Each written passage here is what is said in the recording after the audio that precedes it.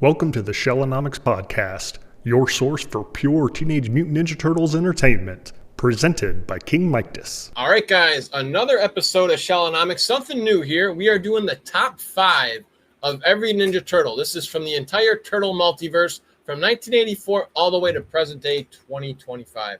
Could be a comic, could be a movie, could be a cartoon, could even be something else that our buddy Justin's got for us. We're with our guest, Justin Cooper, the co-host of Epic Tales from the Sewers with his buddy Eric Will. Justin's been on here a couple times. If you guys haven't checked out previous episodes, we've done the top 10 of the Fred Wolf era in the cartoons. Justin, you ready for this? I am so prepared. I dressed for the occasion, wearing my Leonardo golf shirt, drinking my Leonardo coffee mug, wearing my Leonardo headband on the turtle communicator. So I'm ready to go. And I hope your teeth are okay in case you tried some of that old Ninja Turtle breakfast cereal, because we're doing this one pretty early. No, but I did have some of that old 1989 Ninja Turtle gum from the animation card packs. So there you go. We'll see how that shakes out. Very nice.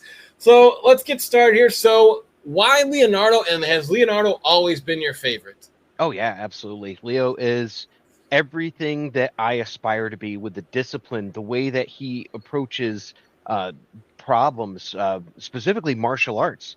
When you study martial arts and all that, Leo has to be, your guiding light, because it's like, okay, practice, get the moves down, listen to what the master has to say. And that was always my approach when I was studying martial arts and all that. And it was just like, okay, Leonardo mindset, I got to be Leonardo right now.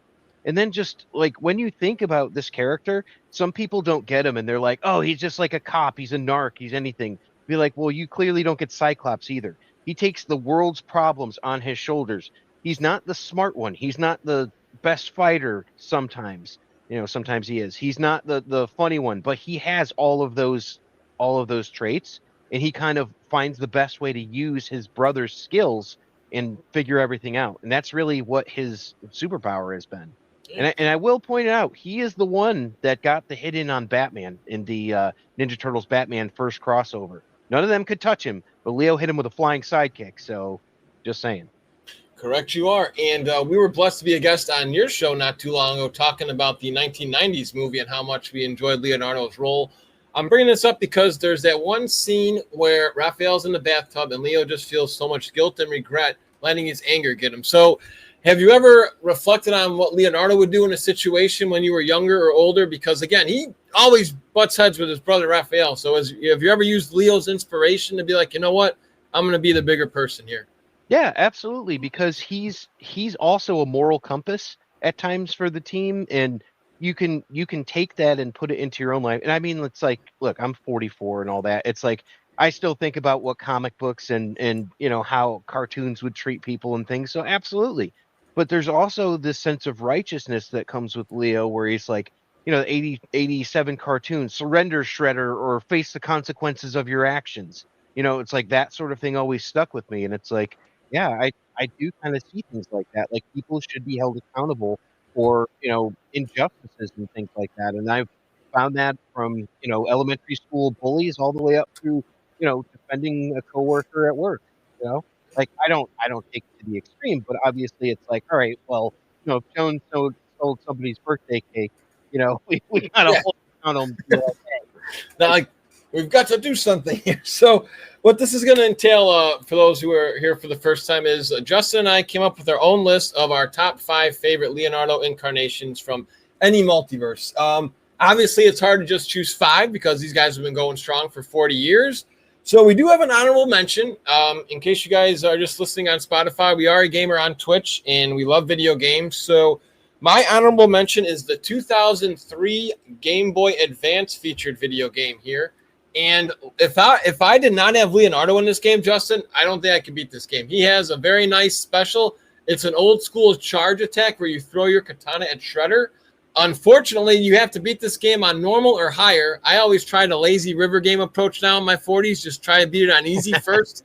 But that's not allowed in order to get the true ending, so to speak. So we had to spice it up a little bit, and I couldn't get going with Mike. Raph is very good, but not good when it comes to Shredder for a rookie like me. And similar like you said, he's a very balanced character as he is in the video games too. He's also very good in the 1989 arcade game because of his balance. I like his speed and his strength. He's got decent reach. So this is my honorable mention here. Did you have any honorable mentions? I'm sure you'd probably give me 10, but I appreciate if you only have a couple.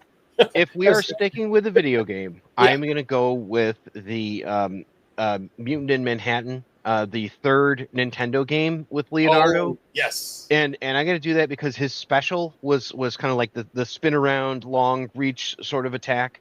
And I figured out early on how to beat that game was to hold the down button when you strike, so you kill foot soldiers with one hit. Yes. And I mean, it's just kind of surprising that it's like, oh, people don't know this. People don't do this. It's easy with any of them. It's, of course, really easy with Donatello. But Leo has that better attack because he's not doing like a stupid donkey kick like Mikey. The drill's pretty good with Raph, but it kind of sets you up for getting hit right afterwards. And Johnny's got the roll, which is not super effective, I found. So Leo's my character for the third NES game. And it's actually funny you bring it up because his special, there's actually attributes on some gaming nerds found this out, is his special actually hits the second strongest. And I always liked his special too because it reminds me of the 1990s movie where he's doing that spin around. I don't know if that was inspired by that, but you remember that spot where he's fighting the foot soldiers on the rooftop and he just starts spinning around? It's kind of where I thought that came from. Coming up next, Justin actually, before we went live, gave me another good idea here. He wants to do action figures also. Oh, so yeah. I had you have a picture of yours? I do not, but I'm going to share it because again, we've had our good friend Josh on here a lot talking from the old toy line.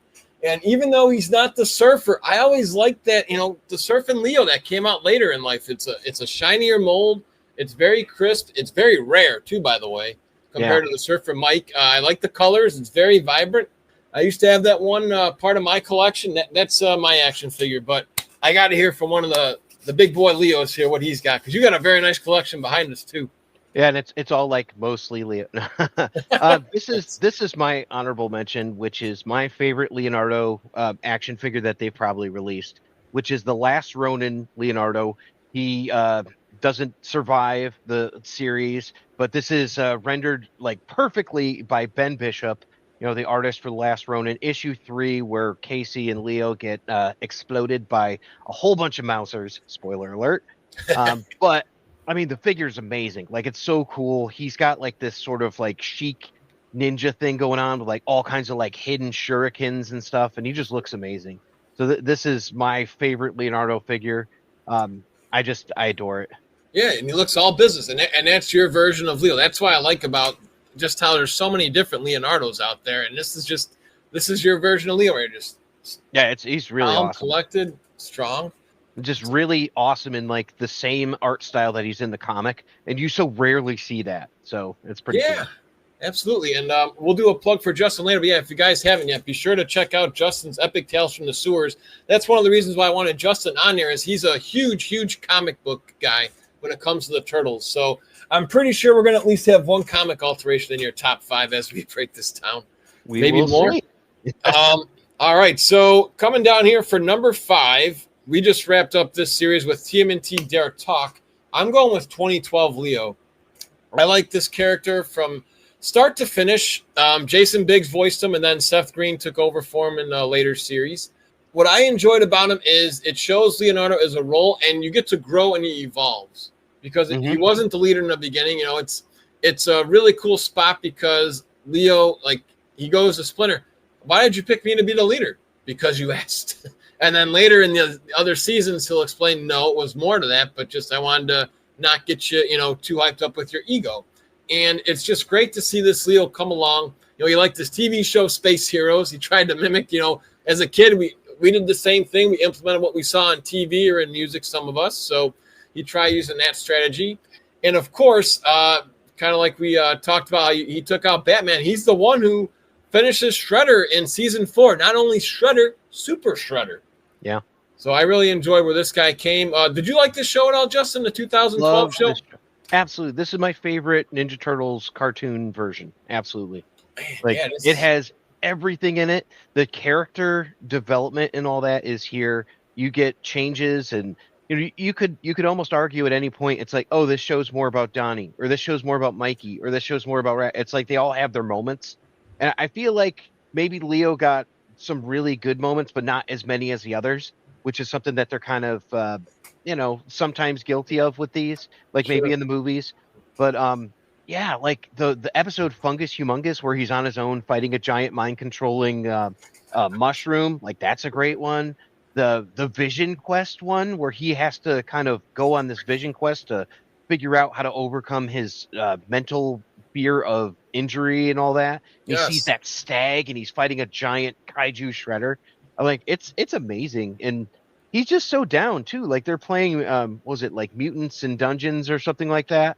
Yeah. And he's just ready. He's like, "Oh, I'm the knight." I'm like, "Of course you are." It's it's just so much fun. I think he's great. I am all Seth Green all the way, though. I'll be honest with you. Just I think he did so much better than Jason Biggs. Really got the feeling that Biggs didn't want to be there after a while. So it's like, oh, orange is the new black, but turtles are not cool anymore. All right. Yeah. Okay, Jason. Yeah. No, you hit the nail on the head there. And I didn't. And I was again. I'm like, how is Seth Green going to do this? I love him in Family Guy. He's great as Chris, Robot Chicken. Yep. Tons of movies he's been in, and I was like, is he really going to be able to pull this off? And he did. He did a great job with Leo in this. It's the original Richie from the Stephen King's It.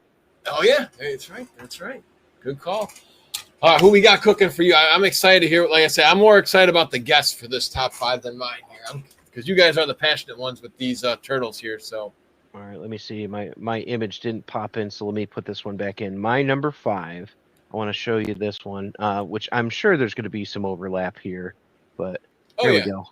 This is my number 5, the 2007 version from the movie TMNT. Leo starts out where he is kind of training in the jungle, and he's gone away, and we don't have much explanation on it. And April just happens to show up because now she's an antiquities dealer, and she's working with what's his name, Dean Winters. Or something Winters. I don't know. Max Winters. There it is. So I don't know. Max and Dean. Yeah, there's Sam and Dean. But yeah. So she just happens to be there, and he's solving problems in the jungle, and he's this ghost, and he's just totally destroying people who are doing like this terrible things. So he's like a revolutionary, and he's like, yeah, Master Splinter sent me here so I can learn to be a better leader. And I'm like, I don't know if we ever really get an explanation on that. Like, it doesn't seem like that was the real reason, but there's probably more to it. But I think ego is part of it. But this is awesome. And we talked about when he comes back and he's trying to reunite the team, and he has this showdown with the Night Watcher, who happens to be Raphael, and they have this epic battle for about 4 or 5 minutes on the rooftop. It is one of the most pleasing things to watch as an Internals fan. It's just so awesome. What I love about this too is it's funny because some people, what we grew up with, PG, people were complaining that fight was PG. Some people, I can't believe it. Like, what? There's no blood. It's okay for people to see violence. They're not stabbing each other. I thought that was a great thing. Why would they? Yeah, they're brothers. Exactly. And did you actually? The other cool thing about this movie is, did you ever get to read the prequel comics leading up to the movie? There are actually so many issues, and it talks a little more about his quest, which I loved. It actually helped me get more interest for the movie. I have one of them. I don't think I have all of them, but I have like one. I have like the RAF version of it. Okay. But those for some reason have been harder to come by for me, so I'll just have to get them like on eBay or something like that. But yeah. I had the novelization. I have the CD of the soundtrack. The big hit was Gym Class Heroes, so that tells you about what was going on at this time in 2007. Geez, I have all the action figures. I just got a new version of the Karai and the Casey Jones. So I got the Casey Jones. So I adore this movie. I think this would have been like, if they said it was canon, a perfect, this is the 4th film. Okay, cool. Like that's where we are now. Yeah. And the cool thing about this Leonardo, right? I got the chance to meet the voice actor, James Arnold Taylor, and he does the intro to pretty much every single episode of my show. So, he's the guy that did the voice of Obi-Wan Kenobi from the Clone Wars and all that. I met him at, I think C2E2 maybe a couple years ago, and I got him to do this, and I'm like, worth it. Amazing. I love this version. Oh man, no, I do too. And I was actually going to ask you that. It's funny you brought that up in regards to how you like the voice actor. I thought this Leonardo was fantastic. He was very calm, stern. When you need to let out emotion, he would. And one of my favorite lines here is, with him and Splinter, it's a lesson I actually use when I'm a team lead at work, because Leonardo's trying to, there's a spot where he's bitching and moaning, and Splinter just yells at him, "There are no excuses when you are the leader. Like, zip it. You can't make excuses. You're in charge." And that was like, if that doesn't motivate you, I don't know what will. So I love that spot, and Leo learns from that. And how'd you like how it went 50-50? They each got their own win, pretty much, Leo and Raph. Were you okay with that as a Leo fan? It's weird because there's even like our friend Michelle Ivy, she has a theory that Leo let Raph win. And I'm like, I could see that too, but I think that at the end of the day, you have to understand that they are so different, those two. And Raphael's weapon is literally designed to neutralize Leonardo's weapon. So it's like there's really not a question of how a weapons fight is going to go with those two. It all comes down to what happens afterwards and all that. And they're not perfect. They make mistakes. Leo, caught off guard by that it was actually Raph, got angry and he made a mistake. And his mistake was locking swords with a sword breaker, which is what a sai is. So it's like, he lost that one due to his own emotions. So I don't think skill was involved. Yeah, so I'm happy with it because that's how it should have turned out, because their weapons are so diametrically opposed. Yeah, and my friend actually appreciated that too. When he first saw this, he was like, I really like that they actually showed on screen what size are supposed to do. Not many people know that. So I thought that was great too. I think that was the first time in either movies or animation that actually happened with the Turtles too. It may have happened in the comics, but I can't recall any time besides that. So, no, I'm with you. That's a great choice for number 5. Number 4 for me is going to shock people here because there's an original trilogy of the movies, and I'm going with Ninja Turtles number 3 for my pick. Now, the reason I have this pick is, in my honest opinion, first movie, Leonardo's learning his role. I love that Leo there. He learns he has to, get the boys, pretty much with his, quest, almost like the Vision quest in the 2012 show, with his meditation with Splinter. Second movie, he was just way too whiny for me. All he does is complain. There's still a little bit more stuff to help with Michelangelo. He just seemed like he was too much of a whiner, worried. But, again, maybe you can counter that and say it was just a teenager in him because his emotions, possibly because they are Teenage Mutant Ninja Turtles. But in the third one, I love his cockiness. He pretty much takes on anybody. I also like his attitude. He's able to throw a couple jokes. He does the swing. Where in the world you don't really see Leonardo doing that in any other, pretty much movie. What else I enjoy about this is just he's pretty much the main star. I know we brought up Michelle Ivy, and they do say this is Michelangelo's movie, which I can understand because there's a lot more character development with him. However, in my opinion, Leonardo steals the show. He just does all. He's got his happy pitch voice. And, well, they felt for it. He's got one of my other favorite lines. Fight's over. We're closed. Where he just shuts the door and the guy's coming on in. Brian Tochi does an amazing job with the voicing in this one. It was really cool. He actually did all 3 movies. Yeah. And he takes on, he's not afraid of Walker and Lord Norinaga. He takes them both on. He is the one who has the epic sword battle at the end too. And again, it's sarcastic. Instead of cutting his head, he just cuts a little off the top for a haircut. His jokes still work with me. What else? And I just like how he pretty much embraces the leadership role in this movie. I guess you're going to have to watch it again for those who haven't seen this movie, because a lot of you are not fans of this movie. I know me and Justin know there's a lot of backlash on the forums and the groups that just, casual fans don't like it. But I really thought this is a great movie. I like it from start to finish. Really not much more to say, but that's why Leo's my number 4 here. Did you like the third movie at all? I like this movie. To clarify, one of my listeners literally texted me last week, and what do you got against the third movie? I'm like, Jonathan, I'm sorry. Look, this movie looks weird and awesome at the same time. If you look at like the animatronic heads and all that, it's we are getting into, like the last mutation and all that. I like the movie. It's fine. It's not even the worst movie. It's not even like the second worst movie or anything else like that. Like it's fine. It's cool. And I love when they're all dressed up like as samurai and all that. Really fun. And we brought back Casey. Yes. Casey got to hang out with Paige Turco April. Awesome. Like I like so much about it. Even a good soundtrack. So, but Like, is it my favorite? Not really. No. Yeah. When it comes to yeah, right. Of course, when it comes to I love favorites, Brian Tochi though. You know. yeah. And he also saves Yoshi's life too. I mean, so he has a lot of moments in this movie. If you're a Leonardo fan, I do recommend you guys give this one a watch. And even in the beginning where they're doing the intro, it's almost like he's showing off because my buddies and I, you know, when we were kids, we'd imitate wrestling moves. We used to imitate the intro to this movie because I'd be Mikey. I'd go up to my little whatever kind of socks or something I used to the nunchucks, and my buddy, he would get so dizzy trying to do that 360 kick all the way around like he does in the beginning. Oh, no kidding. Oh, man. Well, that is my number 4. Let's hear what you got, Justin. All right, let's see. So, kind of sticking with this one, let me get mine up here. Let's see. Your number 4 and my number 4 are really similar. Okay. Let's see. Boom. My okay. number 4 is the 1990 and 1991 movie Leo Nice. on here. So I agree with you. Still great with a great Brian Tochi doing the voice. This, like, seeing your favorite character live and in the flesh and all that, like, is amazing. And you have to admit, like, looking at the first movie, it hits different than all the others. And my favorite movie, for the record, is the second movie. Like, I have said that numerous times. I'm going to continue to say that. But the way the turtles look in the first movie compared to the second, to the third, and all that first look when you see them, like, look at the difference here. Yeah. Look at the color of the blue, too. Just looking at this photograph, just the blue, just the details on that blue. Everything. Out. Yeah. Yeah, it's so cool. And I tried to pull out some specific movie moments from this one, and one of the best moments, I think, is that rooftop shredder fight scene. And Leo is the one that kind of catches him on his arm that really, like, pisses him off.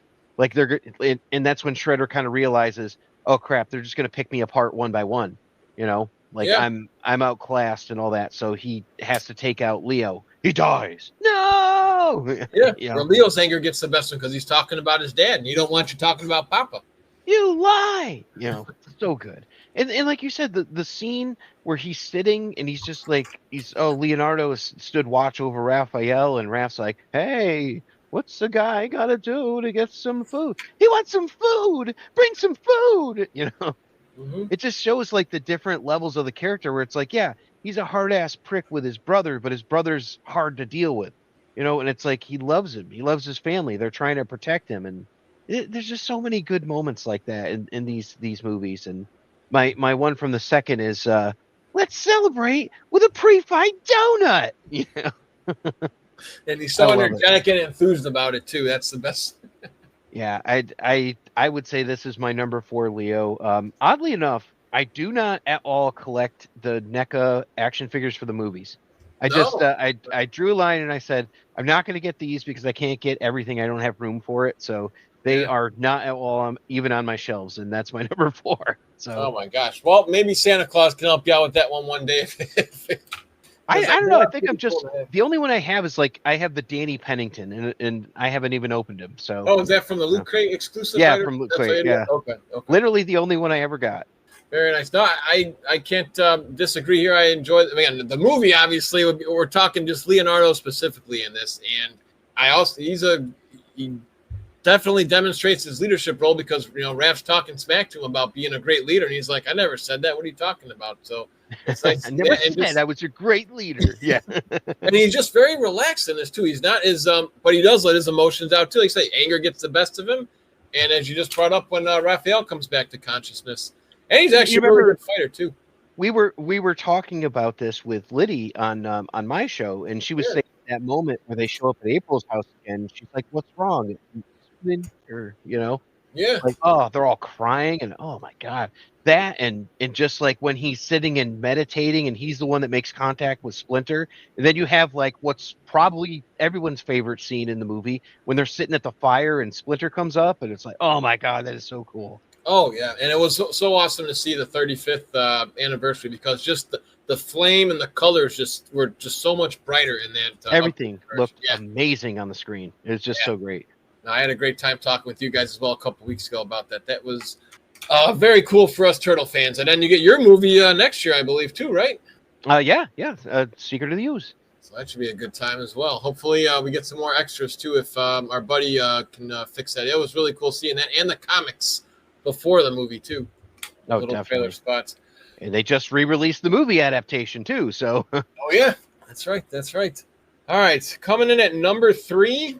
we're going to go to the comic world here, and I really enjoy the IDW series. I have yet to finish that series, but I did read books, I believe, 1 through up to Bebop and Rocksteady, like their little spin-off. Yeah, and Dark Leonardo, man. I don't know where this came from. I wish this would have been in a movie somewhere, because you see this in so many other cartoons and kid shows like Evil Green Ranger. There's the Street Fighter animated movie where, Ken and Ryu are kind of fighting each other. And it's really cool to see Dark Leo. Now, in the 2003 show, Shredder tries to get him to go dark, but he doesn't. But in here, he does. And there was just so much iconic stuff. There's Funko Pops of Dark Leonardo. There's action figures. There's the minibus statue that I get next month. Oh, man, nice. It's like yay big. So I'm not sure if this one's in your top 5, but how did you go about liking this Leonardo? Because, again, you're more the comic guy than I am, so you can actually give our listeners here a lot more details as just to how cool and iconic this Dark Leo character is. I don't want to bury the lead on this one, but he may show up on my list as well. Okay. Dark Leo is really amazing. There's some awesome parts in the IDW comics, specifically issues 25 through 29. And then there is like a lot with Karai and him going on, and kind of like the relationship that they have. And it really sets things up down the road. It is masterfully done. Tom Waltz, the writer, doing this. It starts off with Matthias Santaluco doing the artwork. And I mean, it's like, wow, this is everything that I want in a comic book. This is friggin' amazing. And they're manipulating Leonardo using images of his like past reincarnation life with his mother, and it's like mystical and just kind of crazy. It deals with like all these things like betrayal and truthfulness, and like, oh, you're not telling me the truth. Well, you have to view the truth through this lens of like this mystical being Kitsune and stuff, and it's just really crazy. And then like you find there's deeper layers to it, like, oh, was this really just a test from the Shredder to test loyalty for Karai? Because that's literally how he got, or we got Bebop and Rocksteady. Because, Karai was like, well, if he wants mutants, I'll give him mutants, and I'll make him more powerful mutants than even Leonardo. So, yeah, I mean, there's so much with this. This book that we're showing right here, the Dark Leo collection, has the Deviation special in it, which was one of my favorite books. And I got to talk to Zach Howard, who did the art on it.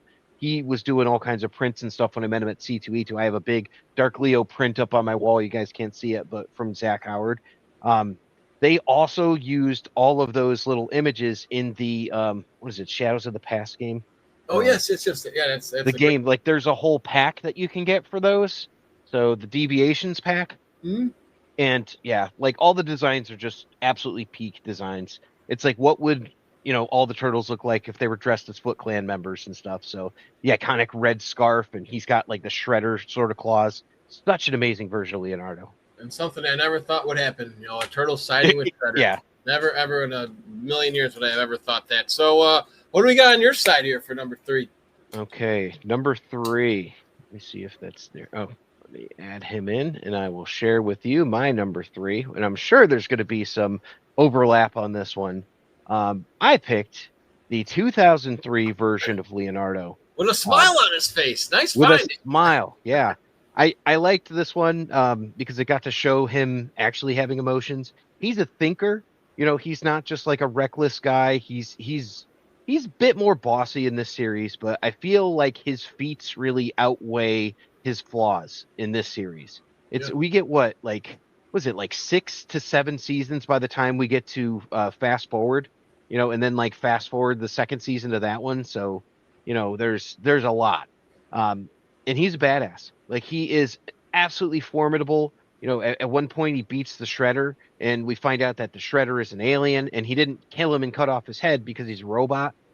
He goes toe to toe with Bishop and like all these other characters that it's like, wow, he really has a chance against like these intergalactic Mortal Kombat ninjas. Like, this is probably one of the most skilled versions of Leo that exists. Like, maybe besides like the comic and all that, but maybe even because of the comic. Like they based the video game on this one, the second one where they started giving him like mystical powers, or was that the third? But yeah, I think this is one of the most dangerous versions of the character ever.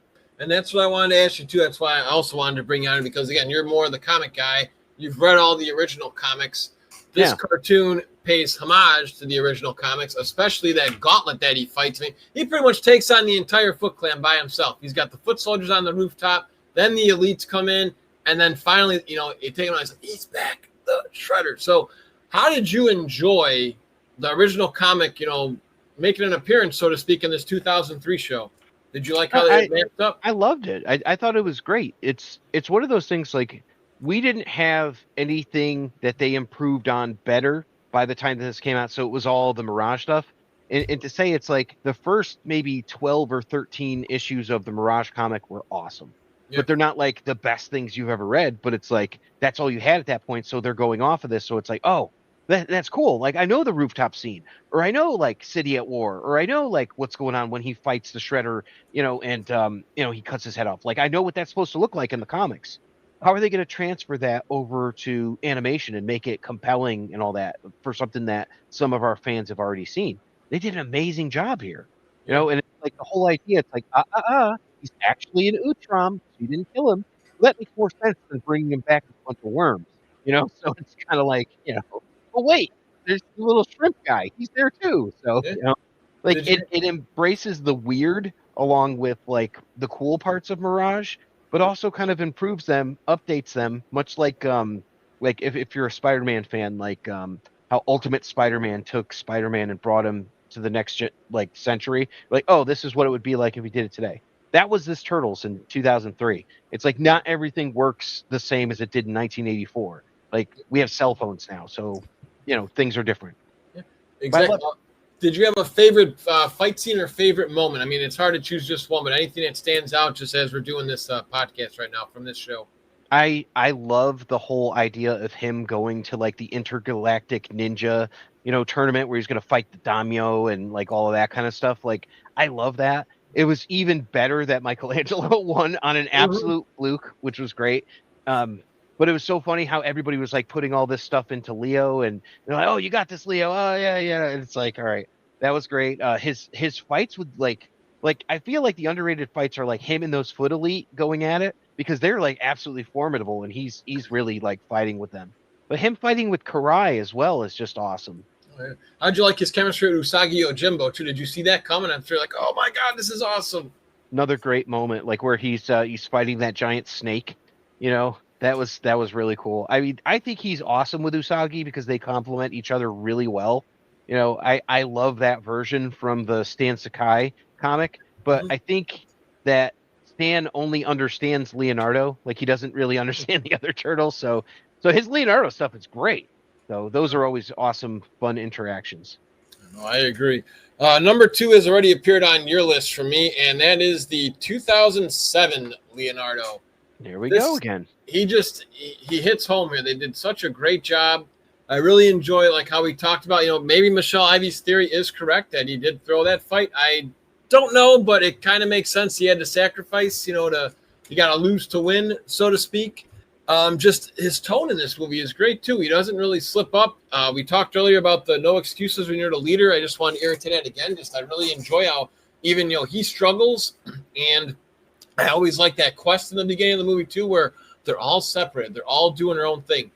Me and you are both big Muppets guys. I kind of think of the Muppets Take Manhattan, where they all go on their own for a while and they're all doing their own little thing. So that's kind of how I vision that too, where they all have to do their own little, life lessons, so to speak, before they can get reunited. Leo Raph fight, that's probably one of the coolest fights we'll ever see in any Turtles, era, anything, whether it's comics, movies, whatever, just seeing that. It's something I think fans always wanted too, just to see like what would happen, because it's always just like a little like, shut up, you shut up. Like, no, it's like, all right, that's it. I'm done taking orders. And just the shock of Leonardo's face, like he actually didn't know it was the Night Watcher. I thought he may have known, you know what I mean? Just because it's the way it was, but I guess because he was out, not around New York, he, didn't know too much about it. So just when he's like, Raph, and another one of my favorite quotes from Leo, funny thing about anger, let it consume you. Soon enough, you lose sight of everything. Pow. Isn't that almost like sure you can knock the helmet off? And he has that cool. I didn't even get to ask you, what were your thoughts when he had all the swords? He didn't. My buddy was disappointed because he didn't really use them a lot, but just that image was pretty cool. Remember that where he had almost like a peacock image with all those swords. That brought me back to Final Fantasy VII, and I think like one of the limit breaks that Cloud Strife has with like all the swords, or maybe it's like Sword Dance or something. And I'm like, oh, this is awesome. and of course, he's got like that giant stone sword that he's fighting with too, and I'm like, this is just absurd. I'm like, but I love it. Yeah. I have like most of these action figures too. I think I've got like the Night Watcher, the motorcycle. I think I've got like the Leos, and some of them come with that. I have to get the jungle one that comes with like the paraglider, like that I need to get, but I have most of them. I really like this design, especially the big chonky feet that they have, and like the calves and all. And I'm like, if you could imagine you're fighting someone who has a calf like that kicks you with like their shin, you're going down, man.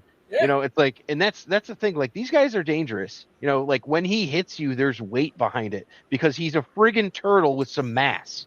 You know, they may be short, but they are stout, and like, yeah, he'll wreck you. The only thing I was disappointed in is that we didn't get a second movie of this. I'm with you. This was fine with it being the fourth film because they took out Shredder. They even say that in the explanation of in the beginning of the movie. Karai even talks like a little like, soon you will see some stuff from the past. I mean, so just if you were the writer, I just want to hear your thoughts on where this would have gone if you would have had, I guess, TMNT 2, maybe we call it, because it was kind of being called TMNT, for this film. So what would TMNT 2 have been? Oh, yeah. What a great question. I like Turtles in Space a lot, and I feel that would be a fun thing to do. Take them up to fight the Triceraton. I mean, if it's my choice, I'm bringing in the Mighty Mutanimals. Like, that's in Cuddly the Cowlick. But that's kind of like where my head goes. It's like, okay, we've got this. So then we're going to throw a little homage to the intergalactic wrestling. Then they're going to go off and fight, what's her name? Maligna and all of it. Like I would absolutely go there. And it's like, yeah, that's what I would want to see. So bring it into the Archieverse and all that. And it's like, yeah, Cuddly Cowlick and everything. The Turnstone, Leatherhead, Mondo Gecko, all those characters coming in, when they fight Null and Maligna. That's where I would go. Actually would have been, and again, it would have been something different because with the past, you could have Karai in the foot, and then you could have made a trilogy because it could almost be how the 2003 series was, like, or even the comics where they just go to space and eventually they come back to bring everything all together. How awesome would the Fugitoid look in this? Oh yeah, that would have been a good point too. Yeah, that's right. Because that's what we just wrapped up with the 2012 series season 4 with the Fugitoid. It's a good call there, Justin. It would have been nice to see a little Fugitoid in this. And he would have made a great action figure. I know we have the NECA Fugitoid already, but this would have been a really cool one. And I guess, did you also get the McDonald's toys? These are the ones I was hyped to get from nice piece. Did you ever have I think I have one of these still sealed because they weren't that bad of action figures for this movie. I think they were okay for a Happy Meal toy. Yeah, I think this was Burger King had this one? Yeah, it was one of the I believe so. Yeah, I definitely had a couple. Like there's some weird ones, but then like the basic like action figure ones are amazing. Yeah, I call them like sandbox toys because it's something where it's like you probably like find them in the sandbox or leave them in the sandbox, but it's really cool. And I think they all had like one specific action. Like Donatello would like spin the bow or something like that. Yeah. No, they were great. I enjoyed those. All right, coming in at number 2. What do you got here? My number 2. Let me pull this one up. And this is going to be of very little surprise to some Alpha people. and Omegas. Yeah, so the Archie Comics version of Leonardo is my, like, I try to think of things like with in terms of like where does it fall on like the Batman the Animated Series scale? Like if Batman the Animated Series is the best possible version of Batman, what's your best possible version of this character? And I'm like, yep, Archie Comics every time. I friggin' love it. We only got like 72 issues of this, but there are some maybe non-canonic versions that were continued from like Russian authors and things like that are available. But this guy, when they started out, it was just, it's a direct version of what you saw in the cartoon. Okay, that would have been fine, but it's like, is there enough meat on the bone where we can do something a little bit different? Well, yeah, by the time you get to issue 8 with Leatherhead, it's like, oh, this is completely different. And then you get to issue 9, and then you get to like all these other ones, and I'm like, oh, wait a minute, we're in space. It's not just them fighting Shredder. That's awesome. Wait, there's a fight in the sewer, and there's like a chameleon guy and a knuckle. What? It's like some crazy stuff. This Leo, and I think the art here is done by Ken Mantroni, who is one of my favorites. I just loved him. Like, he's awesome. He's such a leader. He's so deliberate in all the moves that he makes. He's just really fun to watch. And he's the guy who's like calling the shots and helping them on like these really crazy things. Like you don't expect to have to fight like famine, pestilence, war and all of those things, but it's like, yeah, he's here, he's leading the charge with not just his brothers, but now he's got like the Mighty Mutanimals with him and all that. And I connect with this character. I just think he's one of my top versions of him. Well, you just talked me into getting my own. Like I say, sometimes I have to get my own Shellonomics here. I'm trying to break down everything in the Turtleverse. We're doing Tales of the Turtles next, and then I might go into Rise. But I try to bounce back and forth, so it's just on all comics or all movies. So did you say it's about 72 issues only for this? And that's the whole run? Yeah, it's like 72 issues. There's various offshoots, like the April O'Neil had like 3. There's a Leatherhead and Donatello team up. Michelangelo and Murdude, Mondo Gecko and Murdude, I think. Like some of those. And then the Mighty Mutanimals comics. The cool thing about this, though, Mike, is that these are covered in the Archie adventures that I do on the Epic Tales from the Sewers. So we're up to like issue 21 right now. I think we just did the Vid Vicious version. The guy who gets hit by lightning holding a television and turns into like a mutant television guy. So it gets really out there. But yeah, we just finished that up. So man, so give us some more of a sneak peek here. Because I have the first issue. I had this as a kid. It's one of the few comics I had that didn't get destroyed by a flood, with Shredder's like looking on. So I still have that one. I don't know if I'll get it graded one day, but it is cool to have in decent condition. So how is the action and what's the tone? Is it more like PG kid like, or do you actually get like decent fights? It's like comic books were at that time.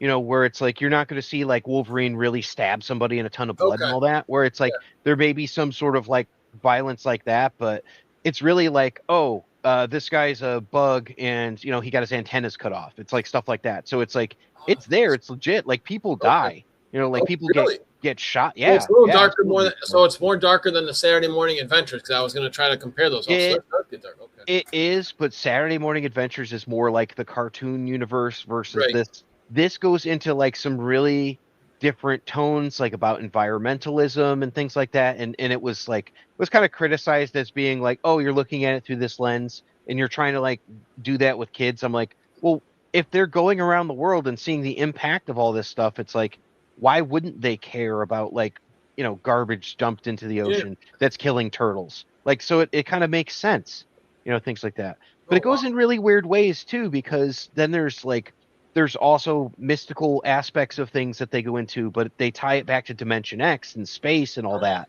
And like the creation of mutants and, things like that. And it's so cool because they took a lot of these concepts and brought them into the IDW series towards the end of the run, like 150. And it was this awesome homage where it's like, oh, now we're getting the Nova Posse. Now we're getting, Cuddly the Cowlick, and we're getting like all these other fun things that are showing up. So, it's really been like a backbone similar to Mirage, and that's one of the reasons that I just love this. This was my favorite comic growing up, was the Archie Turtles Adventures. That is awesome. Without spoiling anything for me now, is it a satisfying ending like with the last issue? That's the only thing I want to be mentally prepared for. Does it do it justice in regards to bringing it all together, or is it just like we're like, I don't know, like they just ended the series? I'm going to say this, Mike. I feel like this is almost like when people ask like Stephen King about his endings. Yeah. I feel like I have yet to encounter a single Ninja Turtles ending that has been satisfying. At all. Like, I mean, like you talk about the original Mirage, this Archie. Luckily with the Last Ronin, that leads into other things. So I'm like, all right, I don't hate it. I got what I wanted, which was the sequel and the prequel and all that. So it's like, all right, cool. But still, it's like, even if you go to the Last Ronin 2, the re-evolution, it's like, all right, we got enough, but I want more. Like, don't give me a 5-issue book. So, I feel that way on most of these. Of all the ones I've read, it's like, all right, where do we go from here? But one of my favorite things this does, I will tell you that. The whole idea that all the turtles do is fight Shredder and the Foot Clan, to me, is lame. Yeah. And what are they like? What are they like as people outside of that revenge fantasy? And what are they like when they're not fighting Shredder anymore? When they go to space, or when they're traveling around the world fighting Null and Maligna and stuff like that. It's like, well, that's what this really answered for me, and I'm like, well, I like that because they beat Shredder, and if they keep beating Shredder the same way all the time, it's like really boring. Yeah, so, just like the original cartoon. That's why for me, again, if you guys are checking this out on Spotify or YouTube, Justin and I would love to hear your guys' comments and feedback on this. We're curious to see which ones made your list and which ones didn't. But we're getting to my number one very soon. Yeah, I did not have the Fred Wolf Leo in my top 5. I enjoyed that show as a kid. Without that show, we both know there would be no color blue for the headband because that's where the color headbandanas came from. We know a lot of stuff. We may not even be talking about this show. Well, Leo was almost orange, so which would have been cool with me. But still, it's like, he was almost orange. Yeah, I mean, that show started it all. But he did not make my list. And that's, like you say, it just got a different incarnation of turtle may make that list. So be sure to check us out for the other turtles we break down. But for me, that might be my number one turtle voice, though. I'll be honest with you. So. Okay, well, I did. Well, and I wish they kept it. I guess we can talk about it real quick.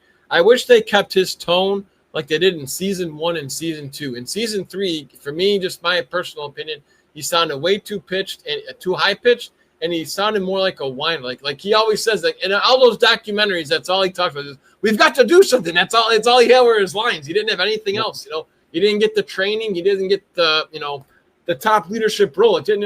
It almost seemed like he wasn't the leader. I mean, a lot of people even, and I'm going to probably say it when I do the Donatello one. Donatello seems more like the leader in that cartoon to me because he's the one with all the answers.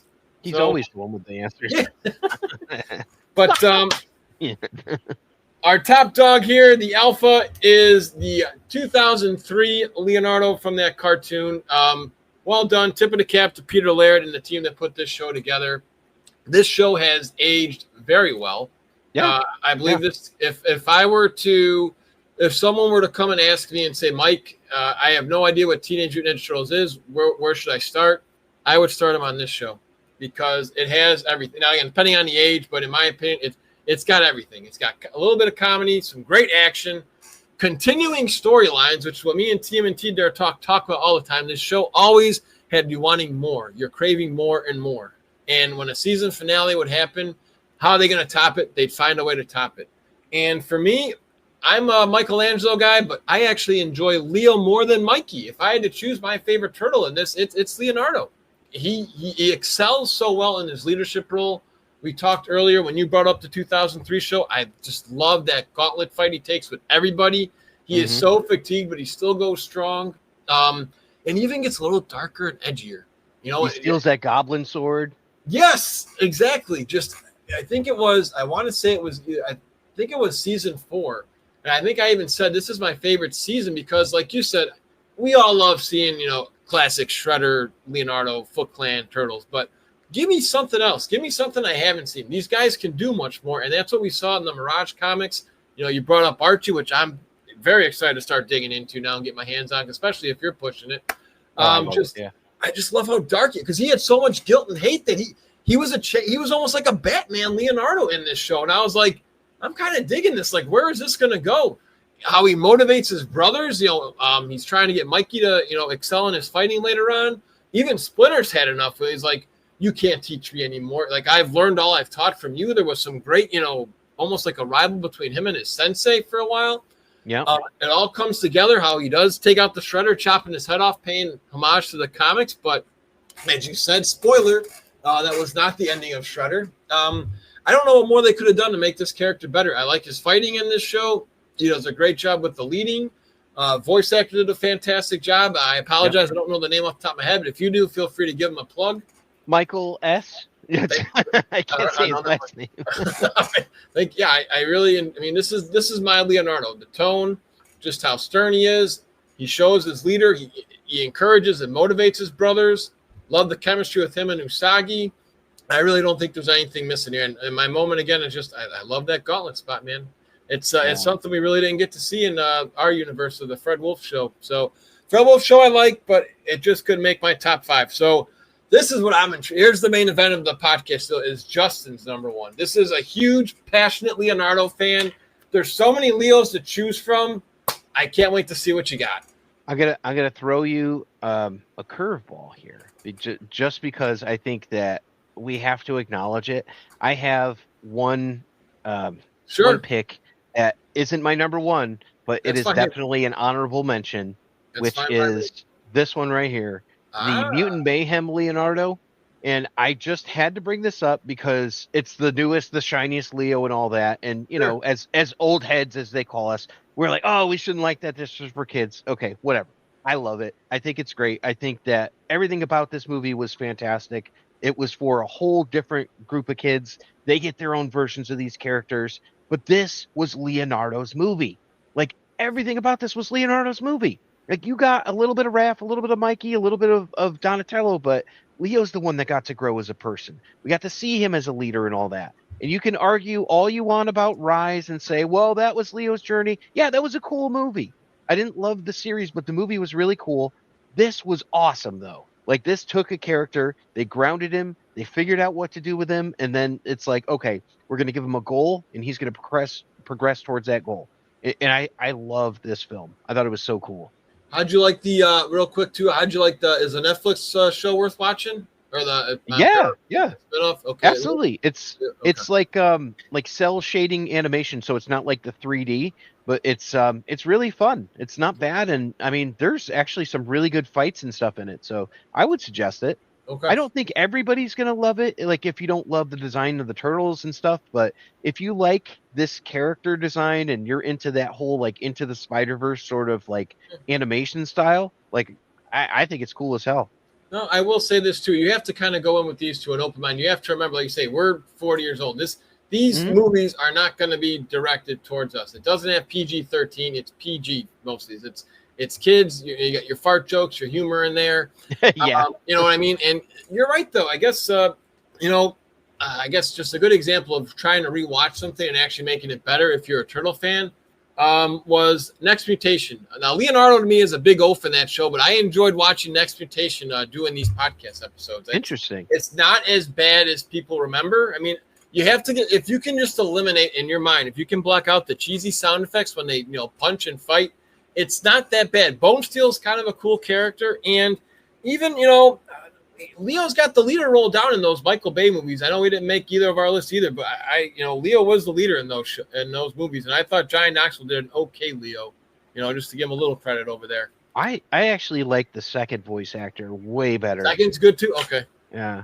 And I didn't, prepare with his name and all that, but I really enjoyed him. Right. I think that, if you ever do a Bay discussion, you'll have to get Liddy on because she loves the Bay movie. So, maybe I'm really a fan of only the elevator scene, to be honest, in the first movie, but I like the second one, the was it In Shadows of the Past or whatever. Well, if this thing breaks out, maybe we could. Maybe we'll get her as the top 5 Aprils. She's the Channel 6 news girl. Oh, she is. So also a big Mikey fan. So excellent. Right, so that was not my number one pick, no, but I'll give you mine.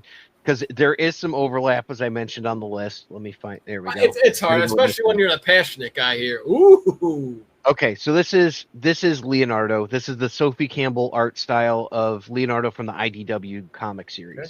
The number one pick that I have to have for this, the IDW series ran from 2009 through. It just ended with issue 150 last year, right? Then they restarted it, so then we've got now 1 through 10. We're on issue 10 of it. So it's like season 2? Is that how that works? Sorry, just for comics. So it's like I can read that, and it's like a new season, or just a whole new beginning. Like that series is over. They call it a new run, but it's a continuation because they didn't reboot it, which is awesome. So I'm glad that they didn't do that. Okay, but this is the Leonardo that did go on and become Dark Leonardo in those issues. Like I said, 25 through 29. At or around there with like some of the specials. Like I think the Karai special has like a whole bunch of good stuff in it. You had that Ninja Turtles Deviations where he was the evil version of himself. But like past that, this is the only version that shows us who is Leonardo when he disagrees with Splinter on such a fundamental level when Splinter goes crazy, takes over the Foot Clan, and Leonardo disagrees. Who is he then? Who is he a leader? How does he work when he's not, like kissing up to Splinter? Like, it also shows he's the first one that takes a life out of all of them. They think he kills Slash in like issue 15, something along those lines, because he ends up stabbing Slash like right underneath like the front plate of his like turtle shell, like the carapace, and he gets stabbed with one of Leo's sword. And Leo has a real hard time with this. Was there another way? Did I do everything? I did it to protect the lives of my brothers, and he really has just like a existential crisis about it. And he's the one that has like a spiritual connection to, his mother and things like that. He's the oldest brother of 4 brothers that were killed by the Shredder and then reincarnated into turtle bodies. And he's the old one. So it's like he knew what it was like to actually know his mother. They didn't. So he's got all these different sort of levels to him. He's a teacher. He teaches martial arts in Mutant Town. There's so many things. One of my favorite moments is in the Micro series. And this one, they have that whole rooftop scene from the Mirage comic. And it's amazing. And he's fighting all these foot soldiers, and he's getting the best of them until there's this one at the end of the roof, and he goes to fight him, and he gets destroyed. And we come to find out that it's the Shredder, but the Shredder's not in like his full ceremonial helmet, and like he didn't need anything to beat Leonardo, and he drops him in a dumpster off a roof. You're like, wow, he destroys him. So how does he deal with that? How does he come back to it? And he's just an absolute great character to watch. And I'm such a fan. And as you mentioned before, the Dark Leonardo is one of the coolest things that could have ever happened, because he's the most unlikely to turn. He's so loyal. Like, that's one of his core values. It's like you never would have seen that. But then how does that affect his relationships with his brothers after they've got to turn him back? And that's kind of where I am with my readings right now, because we just did I think issue 29, and the next one is like the Bebop and Rocksteady issue and all that. So it's like we just did those, and I'll be getting back to that and the Archie ones after I finish up the last Ronin 2 Re-Evolution. Oh man! So Kevin Eastman did have influence in this IDW series right in the beginning, so it's almost like he gets a second chance. Oh, he still is involved in them too. Mm-hmm. Oh, nice. So yeah, imagine getting a second chance to recreate this, character that is just loved and adored by fans. And I would say too, if I had to pick where somebody starts in the comics, I think IDW is always the gateway Ninja Turtle drug, pretty much, to getting hyped in the comic world. There, 150 issues, and it's still going, which is incredible. And it's not even just that, but then it's like, oh, you've got the 4 issues of Turtles in Time. You've got the Micro series where they did 12 issues of those. You've got TMNT Universe. You've got Bebop and Rocksteady Hit the Road. Bebop and Rocksteady Destroy Everything. The April and Casey series, the Mighty Mutanimals. So it's like, it's so much more. And most of the time, the writer is always Tom Waltz, for all the way until issue 100. Then from issue 100 through 150, it's all Sophie Campbell, right? And Sophie Campbell's an amazing artist and writer. So, like, on there. And I know some people are like, oh, I don't like what happened after that. That's fine. Just read issues 1 through 100.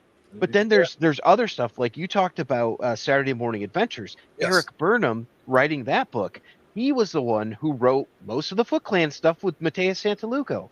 So all of that, like the secret history of the Foot Clan, like they really developed these characters, these icons. It's like, you have an idea who every character is by issue 150. You're like, oh, yeah, no, they would never do that. Oh, yeah, no, I don't know. Or maybe, wow, Michelangelo's changed or something. So, but their Leo, to me, has been like, this is even better than the Archie series, which was always my favorite. So, well, I'm going to do a little bonus here for those who have made it all the way here. Justin, as we've talked about, is probably the biggest turtle comic friend I have. So if people do want to read these, there's just so many to choose from. Like I said, Saturday Morning, IDW, Archie, Tales of the TMNT, Mirage. There's some based on the 2012. Tons and tons of crossovers: Batman, Power Rangers, Street Fighter, He-Man. The list goes on. So to those who are trying to get into the turtle comics, how do you go about it? Like, how do you read? Where do you read? And how do you avoid burnout, where you just get like too much data? Like, do you have a routine or? Good question. Because it's funny because you're saying that, and I'm like, I was just reading the new issue of Casey Jones, who gets his own series, and that's coming out next week. So I was like, oh, I've got a review copy of that. I got to check it. But like, I just read before that Mutation, which is another version that they have out. Like they have, like just the Turtle comics that came out last week. It's like TMNT Adventures, Mutant Nation, regular Ninja Turtles, and then they've got the Power Rangers crossover. Yeah. There's a I Shredder think, comic coming too. I mean, it's just Shredder came out the week before, absolutely. So it's like it's feast or famine, and like now is a good time to be a Turtles fan. It depends. Like I think that if you want to just get into Ninja Turtles, check out the IDW series. Get the first hardcover book, or you can go on like Amazon as Comicology. You can read all of them there. Absolutely. So you can do the unlimited, and you could read through all of the comics all the way like 1 through 150, plus all the extras that they have for there. You can find anything there. So I would suggest the IDW series to start with. If you're a fan of only the Mirage stuff and you haven't picked up a book in a while, check out the crossovers.